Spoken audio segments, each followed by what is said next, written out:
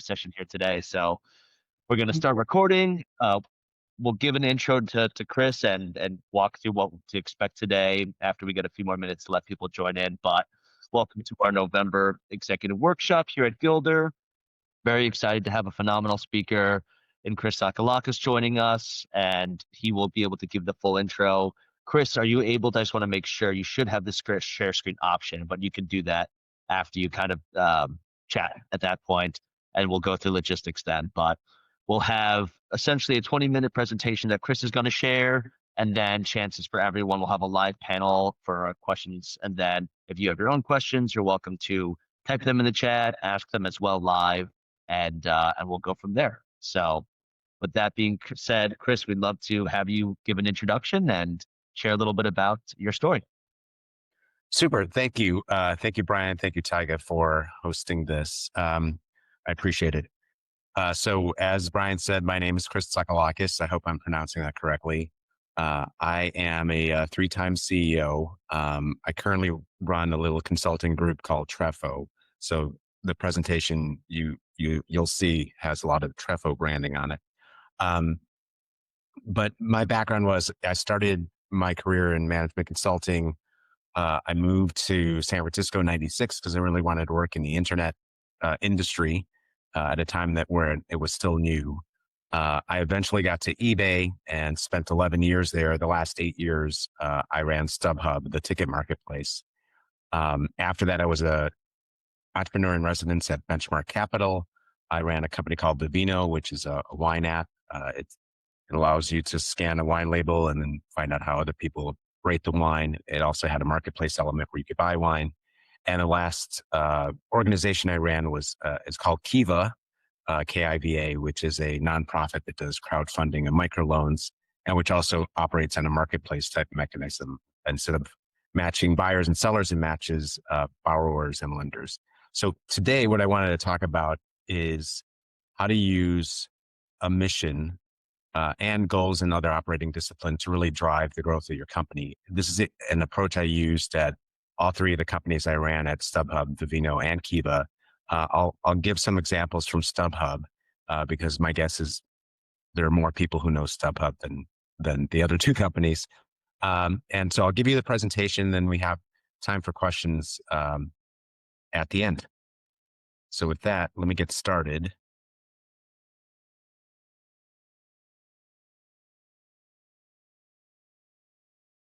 All right. Can everyone see my screen? Yep, looks great. Excellent.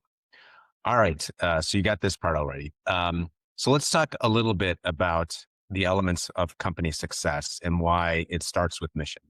I'll go through each of these, but basically this is the way we try to approach it is first you start with an overall mission, which includes your values, your purpose, your vision. You break that down into goals.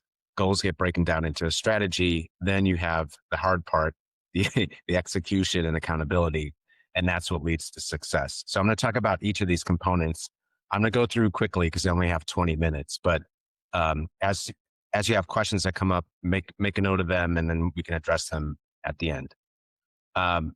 First of all, in terms of building your company's mission, there is a playbook to do it. I relied on this article from the Harvard Business Review published in 1996 called Building Your Company's Vision. There's a QR code I created here and also a tiny.cc URL to make it easier for you to find. But I highly recommend you read this because it has all the components you need. It basically tells you how to build a company mission. But to summarize for you, here are the components of a mission. There are two parts. One is the core ideology, what you stand for and why you exist. These things never change in a company. And then you have the envisioned future, what you aspire to become, which does require change and progress. So the core ideology has two parts, values and purpose. So values are 3 to 5 guiding principles. I highly recommend 3 versus 5. And then a purpose, like why do we exist? And then the last piece, envision future, it's the big, hairy, audacious goal, also referred to as a BHAG, which is where you want to be in 10 to 30 years. and a vivid description, meaning what does it look like when you achieve that goal? So these are the components. Different companies obviously have different approaches to these. As an example, Disney's purpose is to make people happy. Nike's purpose was um, to drive the spirit of competition, and their BHAG was to crush Adidas when they first launched. So each company has a different approach to this. The approach we took at Vivino, at StubHub, sometimes I forget what companies I ran.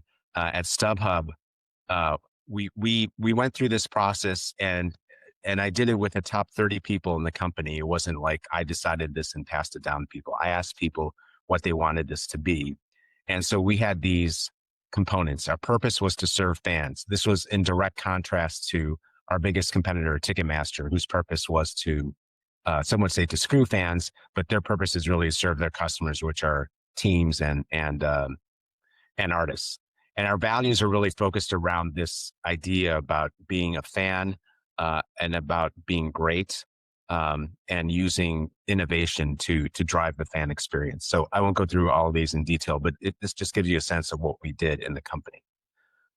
We created this vision where we wanted to be in the future. This was our big, hairy, audacious goal: to transform from a secondary marketplace to become the source fans rely on to discover, access, and share entertainment experiences worldwide. This is a phrase we came up with in 2010, and I repeated every week until I left in 2014. I still can state this statement from memory. That's how ingrained it became with me. And that's the idea of a great BHAG. All of these things, the core purpose, the values, the BHAG, they need to be repeated and they need to be made live. That you need to show examples of how you're actually doing this. And so this became the driver of what we did in the future, these components. So once you have a long-term vision, that has to be broken down into short-term goals. The way I think of it is a journey of 1,000 miles begins with a single step. The long-term can be 10 or 30 years from now. What are the key additional capabilities you need? For us, it was becoming international. We weren't a worldwide company. We were just North America. We said we needed to be a source of information, not just tickets. So those are the things that we knew we needed to build out. There are key performance indicators we needed to have. So one was revenue, but the other was customer base. If we're going to be the source for fans worldwide, how many customers do we want to have worldwide? How many countries do we want to be in? So this is where you start taking the words and turning them into numbers, specific numbers and goals that you can track. And then you have to work backwards. So if you have a 10-year or 20-year or 30-year goal, that's great. It gets people excited. But unless you translate into what do we need to do today to get to that point, you're not going to make any progress. So think of it as the kind of first step of a multi-step process. Pick a small number of new initiatives, 1 to 3 each year, and set your annual goals for the key performance indicators that you put out there. That was our approach. So for us, one of the other elements of this is you take your goals and break them down into sub goals. One of our goals on the financial side was always operating income. And in order to drive operating income, you can't just say we need to improve operating income. You need to break that down. So I created this very simple metric that applies to most marketplace companies and frankly, most companies. Operating income is revenue minus operating expenses. Revenue for us was gross ticket sales times our take rate or commission. Gross ticket sales was the number of orders we had times the average order value. And our orders were driven by the amount of traffic we had coming to our website and our mobile app times the conversion, meaning the number of orders divided by the traffic. This was a construct that allowed us to take the large overall goal, break it down into pieces, and then assign a responsibility to each of the pieces. And so it takes something that's big and makes it something that's bite-sized and manageable, and then allows you to hand that off to a particular group. So I'll give you examples of how we did that. So those are the goals. Once you have a goal, a lot of companies kind of stop with, okay, we have these goals, go ahead and achieve them. But to achieve a goal, you need a plan. And that's what a strategy is. Strategy is a plan of action or policy designed to achieve a goal or overall aim. I use this definition because a lot of people misuse strategy. They use strategy for everything, but I like to simplify it here by just saying it is a plan to achieve a goal. That's what a strategy is. Don't overthink it. So in order to achieve to actually make your strategy achieve your goals, you need to execute. You need to do it. So as I mentioned, Edison said, vision without execution is hallucination. And there are a lot of companies that put out great visions, but they don't execute because they don't have clear goals. They don't have strategies, and they don't go after them. So here you need a plan that's tied to goals. The example here is to grow average order size by 11%. You increase the minimum average shipping by 15%. That's one strategy to achieve that particular goal. And the basic idea is that the goals don't change, but your plans change. So strategies do change as conditions change. The best way I've heard of articulating that is from Mike Tyson. Everybody has a plan until they get punched in the mouth. No plan survives the first contact intact with the enemy, is how they say it in the Army. And the idea of strategy actually has a military background. That the name comes from strategos, a Greek word for general. So there is this connection to wartime. But if you're clear about the goal, then you can modify your strategy as you go along. So clarity around goals, why they're important, is helpful, but you need to have plans. You need to have strategies. At StubHub, the strategies we use to achieve our goals of increasing ticket sales, increasing customer satisfaction, increasing our operating margin. There are many we took, but the big ones, the big strategic levers, are the ones you see here on the left. There are things like electronic ticketing. When I started at StubHub in 2007, 80% of our tickets were delivered physically, meaning you had to either pick them up or they were delivered through FedEx. By the time I left, 80% were delivered electronically. And that meant we could sell tickets up to the minute the game started. It meant that customers got their tickets much more quickly, so they were happier. And it meant a lot fewer operational hassles for us, so it increased our operating margin. We also used partnerships to drive both ticket sales and customer satisfaction. We had a major partnership with Major League Baseball. We were their official secondary ticketing partner. That allowed us to do electronic ticket sales. It also made sure that tickets that were delivered, there were no duplicates anywhere else. And it greatly increased our customer satisfaction. And then lastly, marketing. We spent a lot of money on marketing. We were particularly effective at it because we had a website that could convert traffic into orders pretty quickly. It was very efficient, but also we made it easy for people to buy. But we used a lot of creative marketing, and we were aggressive at it before a lot of our competitors, both in paid search and even in things like TV ads. So that's a very, very high level overview of the types of things we did at StubHub over the 8-year period that I was there. But again, they were to serve a purpose. So these were the strategies we pursued in order to pursue the goals at the top. So if you're going to achieve your goals, you need accountability. And accountability means that you need to achieve 100% of the goal or better. That's considered a success. Nothing less is acceptable. On the right here, I have a little graphic. It's actual as a percent of goal. So if your goal is to hit 100 million in revenue and your actual results are 95 million in revenue, you hit 95% of your goal. That's in the red here. If you hit 105 million, that's 105% of your goal. That's in the green. And so we wanted people to be in the green, not in the red or the yellow. And so part of it is tracking like these numbers, and a lot of it was numbers. They're objective, quantifiable goals.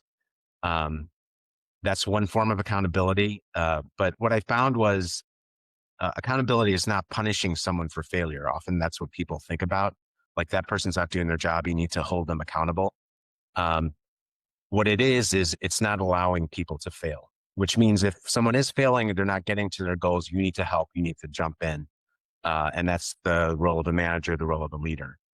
It's digging in and figuring out what new approaches need to be pursued for the goals to be met. So goals are tracked every day. Before we had liquor tables, we had a daily PDF that we got with revenue numbers, um, and goals need to be owned. Someone has to own each of them. So goals need, in order for a goal to be achieved, it has to be measured and someone has to own it, both those things. And someone has to hold them accountable. One example of accountability here, if I go back to our total gross ticket sales goal, that gets broken down into average order value, total orders, traffic, conversion.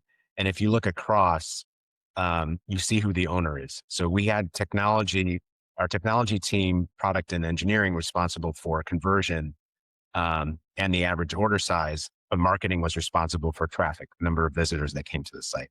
Obviously, the quality of the traffic determines conversion and so forth. So it's kind of co-owned, but this starts to give you a sense of like, how do you take a big set of goals and start handing them off to people?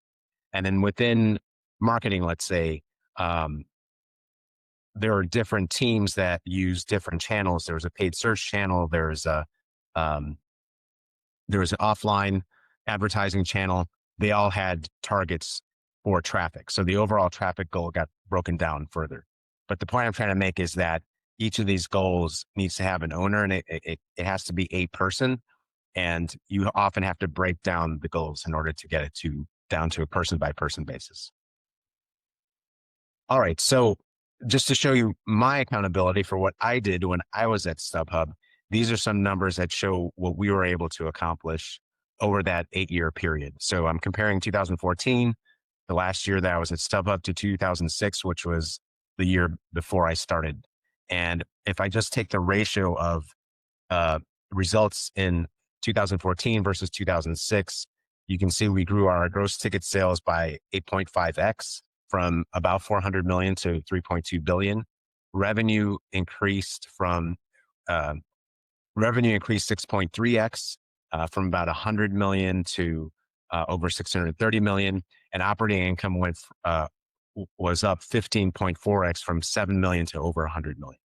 So this gives you a sense of the numbers we drove and the accountability, how this stuff actually worked. The last thing I'll leave you with is every company tracks financial results, and that's all well and good. Most employees don't get excited about financial results. And when we think about the BHAG we created for StubHub, it was really focused around this idea of becoming the source that fans rely on and serving fans. And so for us, the counter to the financial metrics was always a customer metric. Customer satisfaction was one of the top 3 things we tracked at StubHub. The other third thing was employee engagement. So I want to give you a sense of one of the many things we did to really create this culture around customers, serving fans, customer satisfaction. For one thing, we tracked it very religiously using NPS, or Net Promoter Score. This was our scorecard. And this was pasted all over the office, all over both our San Francisco main office and our customer service center in Connecticut. And you see there's a breakdown here. There's a lot of detail here. And we had this in a bunch of places. We had it in our break room. This is an example of our break room. And we even had it here. In the bathrooms, above the urinals, also in all the stalls. So you literally could not get away from the customer. That was the idea. You cannot get away from the customer if you work at StubHub. And so that was how we were able to do that. And because of that relentless focus, we had, again, both the goals and sort of a culture we were trying to create. These were our results in terms of buyer satisfaction. We went from a 49 Net Promoter Score to 71 Net Promoter Score from between 2008 and 2014. And now we have time for questions. That's it for me in terms of the presentation. Just briefly, I'll show you this in case you want to reach out. And with that, I'll stop the share. Amazing, Chris. Yeah. Thank you for the 1 minute there. And I think if it's okay, we'll plan on sharing the deck out afterwards. That way, I think for the link for that article that I believe Toby also tried to share, and your contact information. So if you have questions, so basically at this point now we're going to go into kind of more of like a live panel-ish. So I'm going to pin Tyga, myself, and then Chris. We have some set pre-prepared questions, but also for everyone here that has questions either about the presentation, about anything in general, right? Um, Feel free to, raise your hand or you could type it in the chat. But we're going to go through some set prepared questions that we have and then others that have also shared. But Roby, I see you've got your hand raised. Feel free, let's just get the first one. Feel free to share. Yeah, sure. Sorry about the presentation, folks. I am doing. Well, I think if your goal is to replace the people you're signing up, you have a moral conflict that isn't overcome by whether or not you articulate your BHAG. I would question your BHAG actually. Is your goal to replace personal trainers because you hate personal trainers, or what is the benefit? Yeah. So what is the benefit to the customer that you want to bring? For us, Yep. we wanted to be the source fans rely on because we thought that would be a value add to the customer. So rather than, I mean, there are BHAGs that say like, crush it, like Nike's was crush Adidas. BHAGs can be to transform, to hit a certain financial goal or specific quantitative goal. But I mean, you want to have a BHAG that is ambitious enough that it attracts both investors and employees. It gets them excited. Venture capital investors want you to think big. They want you to have a huge outcome because most of their investments are going to go nowhere. So they want to have some big hits. But it just seems a little odd to me, like to replace to eliminate or get rid of personal trainers. It doesn't, where's the money associated with that? Like, I don't get it. Like for us, it was clear if we were the source fans rely on, like fans would come to us and we would make money by selling to fans, and that had some financials associated with it. So I guess I would, in this particular example, my advice is think about how to translate what you just said into what is the benefit to the customer? What is the great thing that you want to deliver to the customer? Okay. I appreciate that. Thank you. Yeah. Perfect. Great question. Thanks, Roby. Burke. Hey, Chris, great presentation. Thank you. Here's my question to you. You said earlier that no plan survives first contact with the enemy, right? You also said that you have a plan until you get punched in the mouth. So when you were leading StubHub, when you were the CEO, when you got punched in the mouth, what was your self-talk like? What was that voice like inside your head? That's a really interesting question. I think for me, I'm a very stubborn person. So there are some things I was very sure of that I just kept pursuing. But one thing I didn't get into, there are a lot of things that happened over 8 years at StubHub. One of the things we did was in order to address the number one issue that customers had, we started showing the full price of the ticket, including fees up front, called all-in pricing. Now, all-in pricing is the law of the land in this country today, but it wasn't back then. We were the first company to do it. So it was very close to a couple of key values that we use: innovation, we are fans, and we act like fans. But it hurt our financial results. And so the way I tried to adapt to it, the feedback I got from my boss and a bunch of other people within eBay who didn't know the details the way I did was, you should just turn this back, like just reverse what you did, and your financial results will improve. My view was like, no, this is the right way to do it. We're getting a 10-point increase in that promoter score from this. Let's keep going. And so we tried different approaches. We tried to modify our fees so that the overall price would reduce. We did a bunch of engineering in order to improve things. We did more marketing and try to get people to sign up for us, but we still had competitors who weren't doing this. So we looked expensive relative to them, even though in reality we weren't. In the end, frankly, I got fired for sticking with that. And then they reversed it after I left, about 8 months after I left. But during that period, I just felt like this is the right thing to do. And I know what the right thing to do is. And I knew in my heart it was the right thing for customers. There was no debating that. There was debate as to whether or not this was the main driver of our financial shortfall. An analysis after the fact showed that it was, but at the time I didn't think so. So Yeah. that was my self-talk. But like I said, I'm very stubborn. For other things, you could be more flexible. This to me was a principled thing, and that's why I stuck. And that is, you knew that it was the right thing to do. Yeah, and it, like I said, it's the law of the land. The Biden administration made this law last year, and so far the Trump administration has not turned it over. So yeah, Gotcha. Thank you, Chris. thank you. Great question. Thank you. And Toby, I see you've got your hand raised as well. And I think Toby. Hi, Chris. Hi. Can you guys hear me? Yeah. So, you said something interesting about being very stubborn. Where would you? It just led me to think about something. Where will you draw the line between being stubborn and being delusional? I mean, that's why you have objective metrics that tell you whether or not something is working. The problem in the all-in pricing example was it was definitely working on net promoter score. It wasn't, we think, working on the financial side, but again, there are lots of other factors. So if you have a simpler problem, you can maybe use metrics like, we launched this new design and we thought it was going to increase conversion, but now we're looking at it and it's not. So that's just being stubborn about a design doesn't necessarily help you if the numbers say you're wrong. So I think it's where you have objective metrics that tell you you're wrong. That's when it's clear you're delusional. Okay.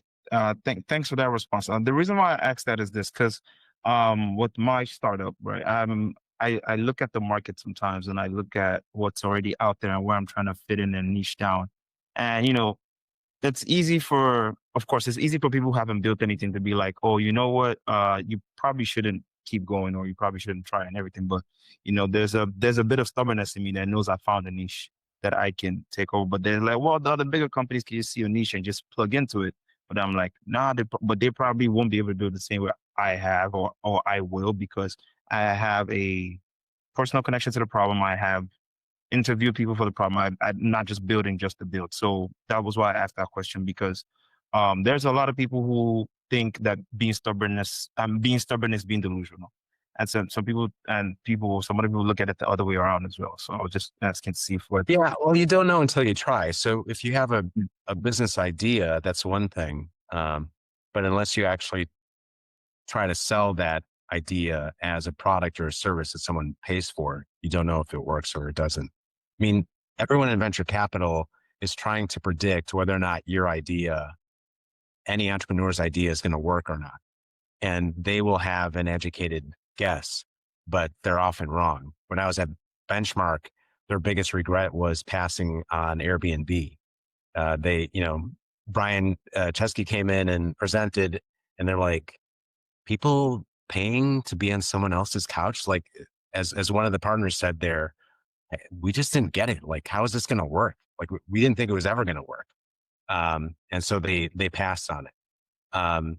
So there are many, many examples of investors who just get it wrong. So perhaps they were delusional about what the negative prospects of the company. You don't really know until you try, is I think the point. Yeah. Thank you. Appreciate that.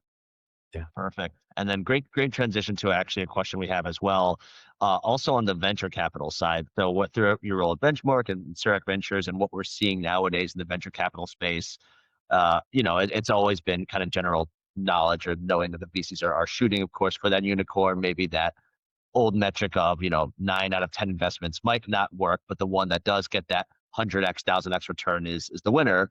In this day and age, with what we're seeing from AI and those in either investable or product-based startups, things that you're seeing in the venture capital space, does that metric stay true? Where we've seen a lot of great companies that are doing tens or and maybe upwards of hundreds of millions of dollars, but are still being overlooked by VCs because it's not a big enough win, right? Because it's considered a lifestyle company. Or how have you kind of seen the venture capital landscape now with AI, and are they still prescribing to that same or subscribing to that same mindset of, investing only in that unicorn versus like maybe other mid-level winners? Well, I think each venture capital firm has a slightly different approach to it, but the general idea, and this has been true since 1996 when I first moved here, is that investors are looking for something that's going to hit it big. And they all say how differently idiosyncratic their views are, but they're all lemmings, every single one of them. There is an incredible amount of groupthink in venture capital. There always has been.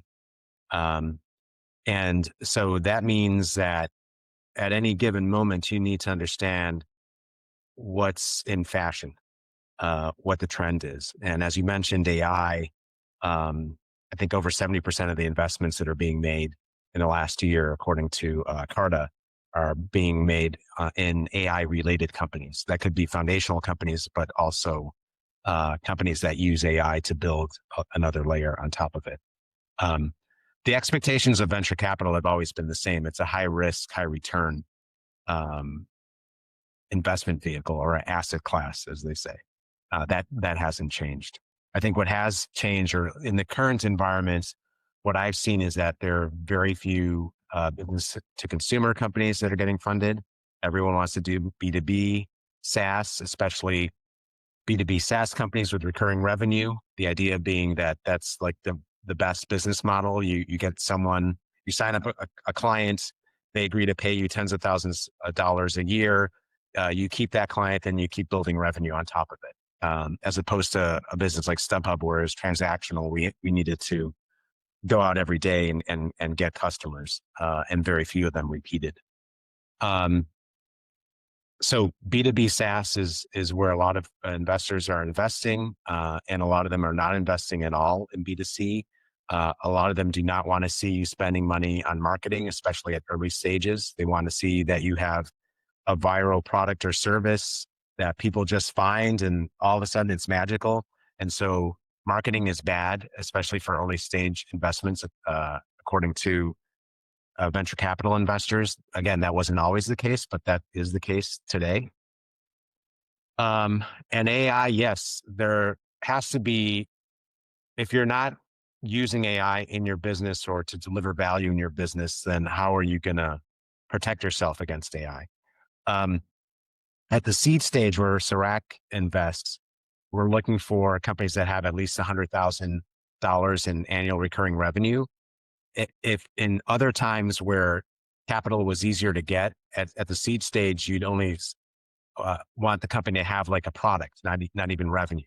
So those things change over time as the if the market gets hotter, then the expectations get lower. And again, that's a general trend, but where we are right now. Lastly, on AI and on kind of the big companies and small companies, growth still matters. So a company doing 100 million in revenue that isn't able to raise money is probably one that isn't growing very quickly. And their venture capital is always looking for high growth. Private equity is okay with lower growth, but they want to see either profitability or a clear path to profitability. In the private equity world, they talk about the rule of X, or sometimes called the rule of 40, which is your growth rate plus your EBITDA margin. So if you have a negative EBITDA margin, it counts against you. So that's the kind of counterbalance. And that's where they're looking for 40, like at least 40% year-over-year growth and a zero EBITDA margin, or 20% year-over-year growth with the 20% EBITDA margin. So those things always matter. And I guess the last thing I'll say is almost all of the dollars, the bulk of the dollars are going into these massive investments, into these massive companies like OpenAI, who are spending that massive money, not so much on people, which is true in the past. In the past, if you looked at a P&L of any startup, most of the cost was people. Now it's all going to compute. Not all of it, but a lot of it is going to compute. So building out these massive data centers, I know you've all seen the press releases. They're buying chips, they're building out data centers. The cost of hardware relative to the cost of everything else has never been higher in high technology.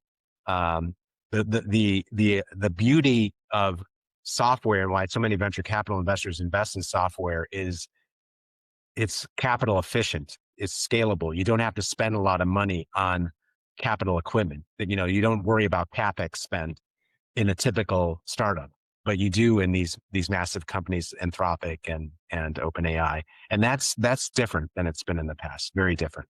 We'll see how it shakes out. Amazing. Thank you for that super deep insights on the trends there. And looks like we've got a few more questions come in. So Francis, we've got yours, and then Ollie after.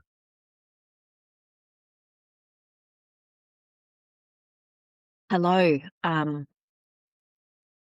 So, Chris, I was interested in what you were saying about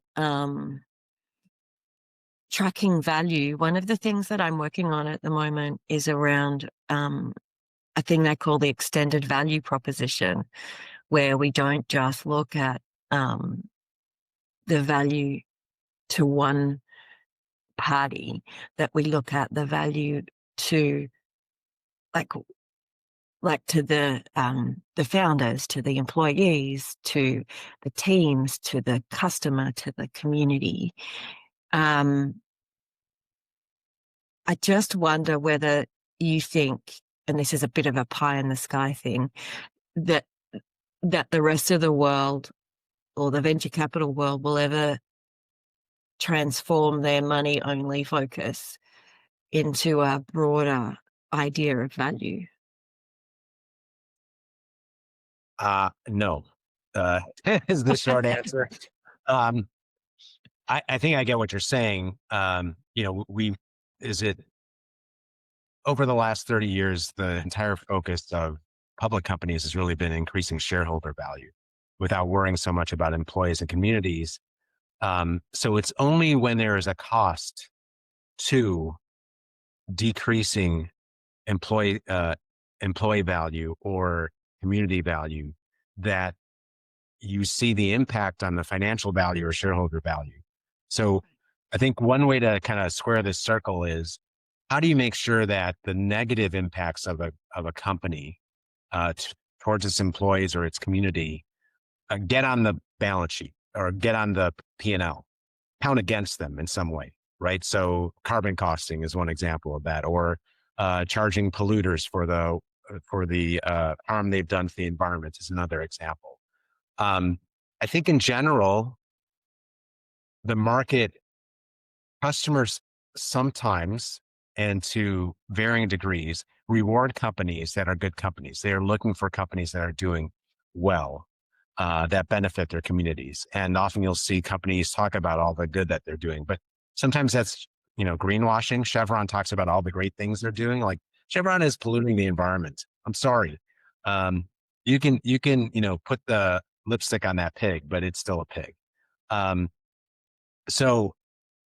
But there are companies that, it is part of their ethos. They are trying to improve things for their customers. They are trying to improve things for their employees. Patagonia perhaps is one example. And that attracts a certain type of consumer. But if Patagonia, I don't know if it's public or not, but assuming it's public and it's not making money, the shareholders still have a problem with that. So it becomes a balance. And so if there is value in supporting your community, supporting your employees, and that somehow gets back to the P&L, or vice versa, where if you're not doing those things, it detracts the value on your P&L, then I think you create that ecosystem, that type of pie in the sky future you're talking about. But for venture capital investors, they need to make money on return. Limited partners come to them and say, we want to invest in this asset class because we think we can get outsized returns. We're investing in bonds. We're investing in these other things.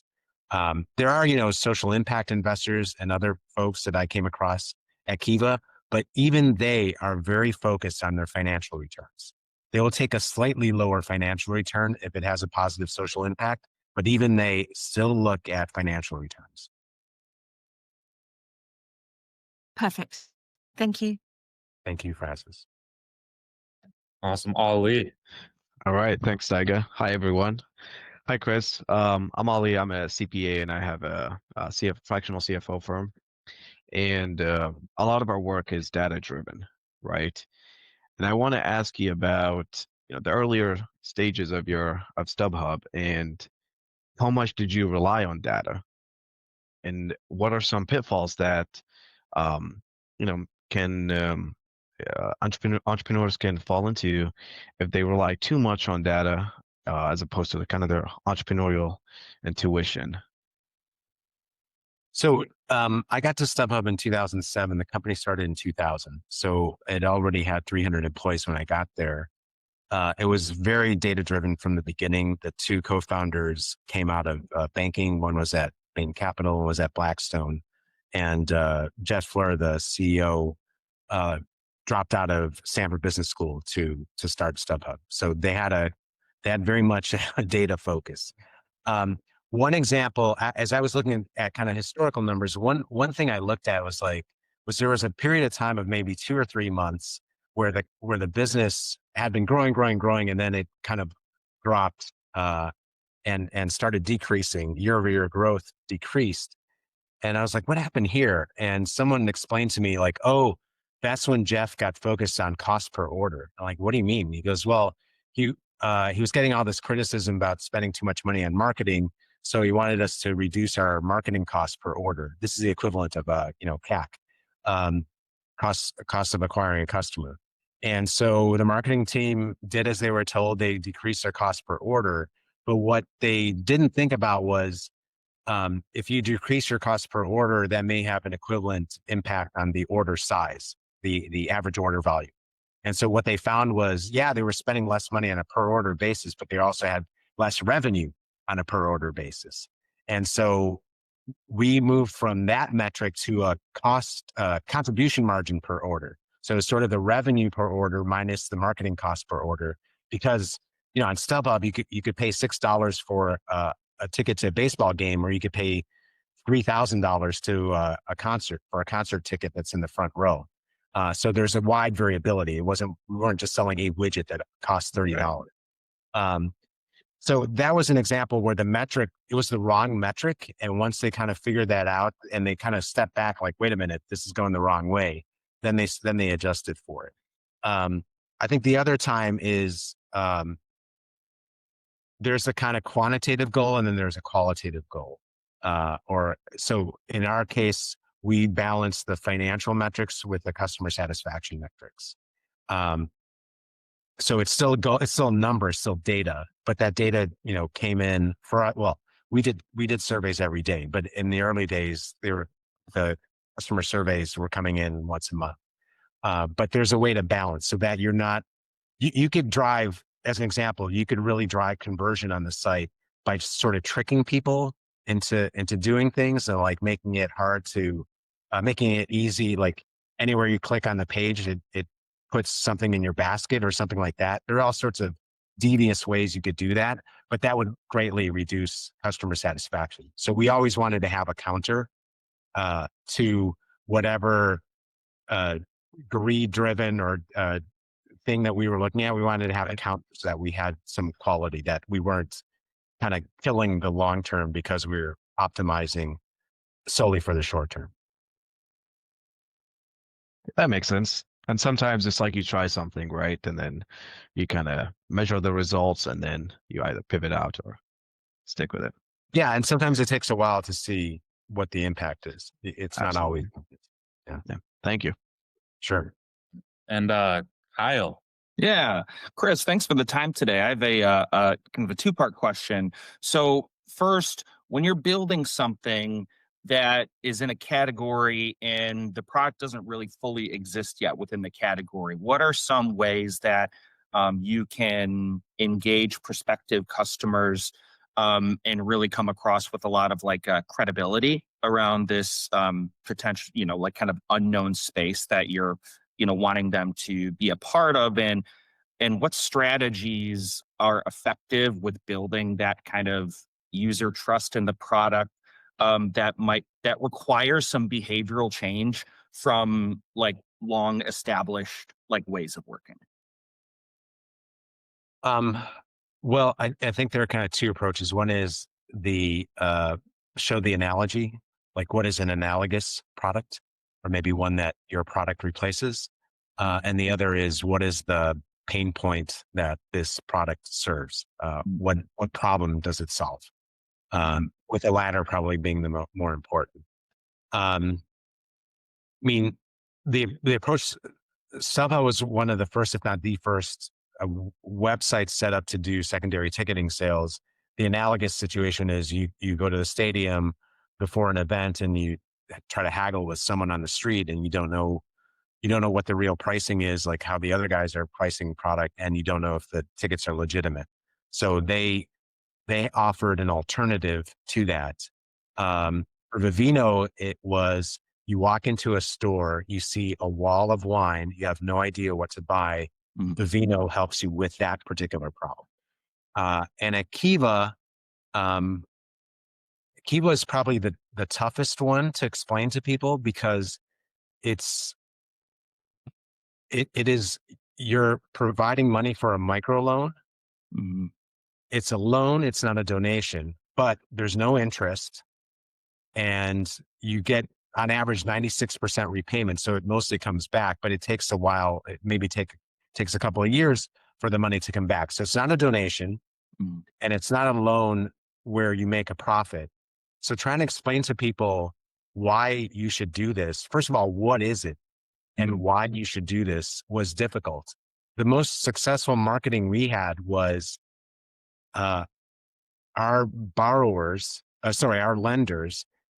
telling others why they did this. So our most successful social media posts were quotes from lenders saying, I love Kiva. I help people in need, and the money comes back to me. They explained what the service is and why it was valuable to them. Yeah. And I think customer testimonials are important, but being clear about like why you should do this, or what the benefit is to you, that's always going to be important. And that was true for like Fitbit in the early days. Yeah. Thank you. Yes. No, I like one of the first things you said was like kind of like show an analogy, almost like create a story. Hey, here's your problem. Here's like what's happening now, and articulate the problem, and then offer them a different reality with like data driven, benefits on what could be possible if you use this product. And I think that has a lot of potential. Yeah, it could be data driven. It could be emotionally driven. I mean, people buy things for a variety of reasons. It's not always data driven. It's more data driven for businesses versus consumers. Yeah. Right. Thank you. Thank you. Awesome. And then last question from, I believe, Orit. Is that your name again? All right, Orit, feel free. Hi, Chris. Pleasure meeting you today. Thank you. Nice meeting you. I'm Orit Gooden, and I'm the founder of SwitchTech Corporation. We're in Atlanta, Georgia here, and we're introducing a carbon-free power generation method and product. Our product is an indoor safe power generator. So I think part of the course, my company and my presentation is meeting a lot of incredulity, and therefore not a lot of investor interest. However, we have secured a series of NGO interests, for non-governmental organizations that want to implement our solution in other continents. And because we're US bound, I'm kind of wanting to see what a more experienced mind would direct your attention to. What would you advise or suggest that we look into in absence of investor interest, so to speak, and considering we have NGOs who offer a global exposure, and we're not ready for that I don't imagine we're ready for that scale of exposure at this time. Well, one way to build a business is to understand a problem and really go after that problem by creating a solution, a product or a service that solves it. The other is to create a product and then seeing who it's valuable to, who finds it valuable, who wants to use it. And it often happens that you think, a certain type of customer will be interested in your product, but someone else is interested. So if you're finding interest from NGOs in either funding or purchasing your product, that's a signal, and it's a positive signal, one to pursue, as opposed to investors telling you that they're not interested. Every startup that I've worked with is always looking for money. It's the endless pursuit of money. That's what it feels like being a founder. And there are two ways of getting money. One is from your customers. That's called revenue. And the other is getting it from investors. And getting it from investors means that you have to report to these people and you have to fill out a bunch of paperwork. Getting it from investors is a pain in the ass. But TechCrunch and all these other publications celebrate getting money from investors as a kind of mark of success, when in reality, the real mark of success is getting revenue from customers. So if you have an NGO or a set of NGOs that says like, this would be awesome, we'd like to use this in Africa, that to me sounds like a great signal to pursue. And you can be careful about what, how much money or effort you put into it so that you don't create a bad experience for your customers. But that's a legitimate market. And there are plenty of for-profit companies that sell to nonprofits. Like most of the vendors we use at Kiva were for-profit companies. So it is a viable market. It may not be one that venture capital investors want to back, but that's okay too. Most companies in the United States are not backed by venture capital. Most companies are the mom and pop restaurants and the kind of stores you see on the street, or the services that you get from an accountant or something else. So I would, if you really want to build this product and sell it, and if someone is telling you they want to buy it, I would listen to that. Well received. Well received. Thank you, sir. Sure. Thank you. Amazing. Well, everyone, I know we've got 5 minutes here, so wanted to thank you, Chris, for your amazing presentation, for answering the questions. We've got perfect. I was gonna say we have time for one last question, and so Ali, let's see what you got. Yeah, thank you, Brian. Hey, I looked up your LinkedIn, Chris, and I saw your Trifo, if I'm pronouncing that right. Can you tell us a bit more about that? You're not. It's Trefo. I said it myself. Trefo. I think I joined a little late when he said it, so I apologize. Trefo. I got you. Yes, and Oh, I think you wanted a little more, tell us a little bit more about Trefo and the Thanks, work. Brian. oh, Trefo. I mean, honestly, it's just me. It's not like it's a huge organization. It's when I first started doing some independent consulting work in the 90s. I would this is before everyone had the internet, so I would call people and they'd say, who's calling? And I'd say Chris Tsakalakis, and they're like, what, Chris the what? Like they'd get really confused. And then they'd say, what company are you with? And so I needed a company name. So I created a company name. It was short. It's based on a Greek verb. I could get the URL, and so I kept it. And so that's what Trefo is. It's just my mechanism to do consulting and advisory work. That's all. And a lot of the work I do is really what we talked about. It's the idea of like, how do you take a mission and turn it into success, into actual results that you want? Because there's all that, those slides I went through, it sounds easy. It's not. It's incredibly hard. If it were easy, anyone could do it. As the former CFO of eBay used to tell us all the time, it takes a lot of work. It's really difficult. And so implementing processes and systems to do that is one thing, but actually making it all work is another. So part of what I help companies do is get through implement the details of actually getting this stuff done. Because at a high level, it makes sense. And for some of you, this may be new. For others, it's not. EOS is a system that companies use. The entrepreneur's operating system follows the same basic ideas. But there are EOS implementers out there that try to help companies implement this stuff. And they're out there for a reason. It's not easy. It takes a lot of work. Of course. And then, Francis, what does TREFO mean? What is the verb? TREFO means to nourish or nurture. It's usually used as a term for farmers growing their crops. So that's the idea. The idea is to help things grow. So the logo is based on that idea as well. Amazing. Well, perfect timing. Again, everyone, thank you for your thoughtful questions, for the conversation with Chris. Chris, thank you again. I think you had your email and the QR code on that deck. So we'll all share that out after. The recording as well will be shared out. So if you want to get a hold of Chris, he's also available through the Gildre Slack. But Chris, again, thank you for the time and the wonderful insights. And we will see you all here in the upcoming sessions. All right. Thanks, guys. Appreciate you taking the time. Enjoy your Wednesdays, Thursdays. Cheers. Take care all. Thank you.